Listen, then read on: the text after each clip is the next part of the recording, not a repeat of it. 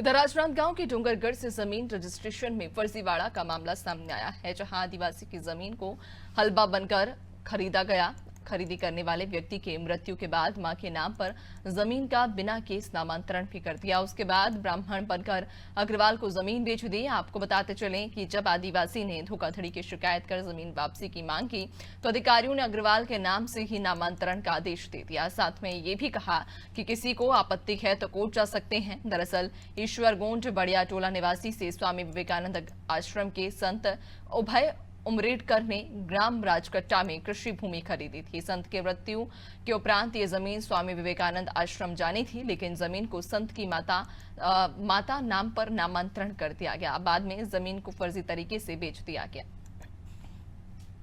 अब मैं एक शिकायत कर रहा हूँ कि मोर जमीन जो है मतलब मोर से गलत करी सो मन है, ठीक है, खरीदने वाले।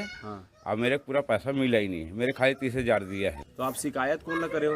भाई हम वहाँ जाके शिकायत किए कि अपन कचहरी में है ना कि हमको मतलब अपना ज़मीन वापस चाहिए करके। एक ही ज़मीन 3 बार लोगों के बीच में गई। इसके संबंध में जब ज़मीन बिक्री हुई उषा अग्रवाल के नाम पे, तो हमने उसमें आपत्ति दर्ज कराया कि ये चूँकि आदिवासी की ज़मीन थी और आदिवासी को हस्तांतरित हुई, आदिवासी ने खरीदा है, तो ये फिर आदिवासी से पिछड़े वर्ग से ब्राह्मण समाज में कैसे आ गया, जबकि इसके संबंध में कभी कोई उन्होंने कलेक्टर से कोई अनुमति नहीं ली। जबकि एक आदिवासी की ज़मीन को खरीदने के लिए किसी सामान्य व्यक्ति को कलेक्टर से अनुमति की आवश्यकता पड़ती है। उन्होंने अनुमति ही नहीं, बगैर अनुमति के। और इसमें मज़े की बात यह है कि जब वो आदिवासी बनकर जब ज़मीन खरीदा तो उसका नामांतरण भी तहसीलदार के माध्यम से होना था, लेकिन तहसीलदार ने नामांतरण नहीं किया और इसमें पटवारी ने ही नामांतरण किया। सर, अभी एक मामला सामने आया था सर, जिसमें आदिवासी का ज़मीन को हलवा बन के खरीदा गया, जिसका खसरा नंबर 233/1 है और ज़मीन जो है कुर्रूभाट खार ज़मीन स्थित तो खैर राजकट्टा में है, 1 एकड़ 47 डिसमिल है सर। और अभी हमको जानकारी मिली कि तहसीलदार साहब ने उसको नामांतरण का आदेश कर दिया, जबकि जर्नल होकर के जर्नल में बेचा गया और खरीदा गया हलवा बन करके।